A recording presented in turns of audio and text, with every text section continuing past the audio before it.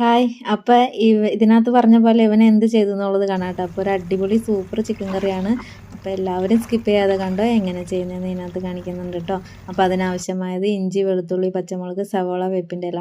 സവാള മാറ്റിയിട്ട് ബാക്കി എല്ലാം കൂടി മിക്സിയുടെ ജാറിനകത്തൊന്ന് ചതച്ചെടുക്കുക. ഇതിപ്പോൾ ചതച്ചെടുക്കാനില്ലാത്തവർക്ക് അരിഞ്ഞായാലും തന്നെ എടുക്കാം.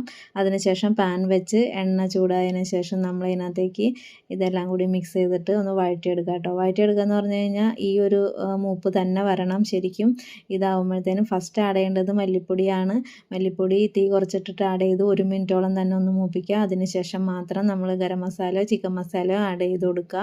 അതിനുശേഷം നമ്മൾ ഇത് മൂത്തതിന് ശേഷം നമ്മൾ മഞ്ഞൾപ്പൊടി ചേർത്ത് കൊടുക്കുക കേട്ടോ. അതും ഇളക്കി ഒന്ന് മൂത്തതിന് ശേഷം മാത്രം മുളക് പൊടി ചേർത്ത് കൊടുക്കുക. അപ്പോൾ ഇത് ഒരുമിച്ചിട്ട് ഒന്നും മിക്സ് ചെയ്യരുത്, സ്റ്റെപ്പായിട്ട് തന്നെ ഇങ്ങനെ ചെയ്ത് കൊടുക്കുക കേട്ടോ. അതിനുശേഷം നല്ലതായിട്ട് ഒന്നും കൂടി എല്ലാം കൂടി ഇട്ടിട്ട് ഒന്ന് മൂപ്പിച്ചെടുക്കുക. അതിനുശേഷം നമ്മൾ ഇതിനകത്തേക്ക് 2 തക്കാളി മിക്സിയുടെ ജാറിനകത്ത് അടിച്ചതൊന്ന് ചേർത്ത് കൊടുക്കുക. അതും തീ കുറച്ചിട്ടിട്ട് ചെയ്യുക. ഇതിൻ്റെ വേവ് അറിയുന്നത് നമ്മളിതിൻ്റെ എണ്ണ ഇങ്ങനെ തെളിഞ്ഞു വരും ശരിക്കും. തക്കാളി വെന്തെന്ന് അറിയാം മുകളിലേക്ക്.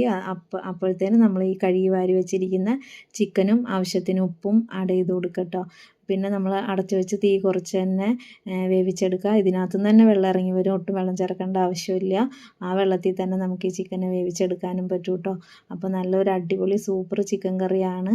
ഫൈനലി നമുക്ക് ഇങ്ങനെ കിട്ടും. അപ്പോൾ നമ്മൾ വേപ്പിൻ്റെ ഇലയോ പിന്നെ കുരുമുളക് പൊടിയൊക്കെ ചേർത്ത് കൊടുക്കുക, എരിവ് കുറവാണെങ്കിൽ.